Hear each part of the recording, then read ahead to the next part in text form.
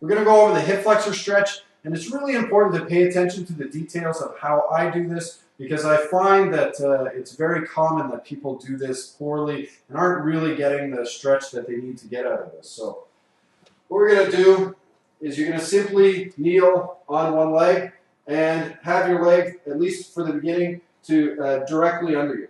So you're not leaning forward like this. Now, it's a pretty straightforward exercise. You can have your hands on your knees for balance, or you can have your hands on something else for balance. You don't need to be trying to balance yourself doing this exercise. But what you want to do is you want to, first of all, draw your stomach in as much as you can. And right away, if you draw your stomach in, you'll probably feel a little bit of a stretch here, depending on how flexible or inflexible you are. Now, what I want you to do is, with this leg, you're just going to sort of pull yourself forward. Now, a lot of people are doing this exercise really trying to stretch, either that or stretching and really moving their lower backs a lot. This is not something that you need to be doing or want to be doing for your lower back.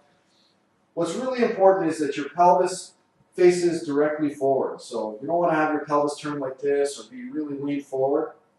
You want to turn your pelvis so that it's facing directly forward, draw your stomach in, and with this leg, you're just going to pull yourself forward. So really your pelvis is moving forward a little bit, and then you feel the stretch through here. You're going to keep your stomach in for the duration of the stretch, okay? And you need to keep your stomach in for the duration of the stretch and really sort of make sure that you feel it through here the whole time. Now, you don't need to feel it a lot. You need to feel it just enough that you can say that you feel a stretch. So you want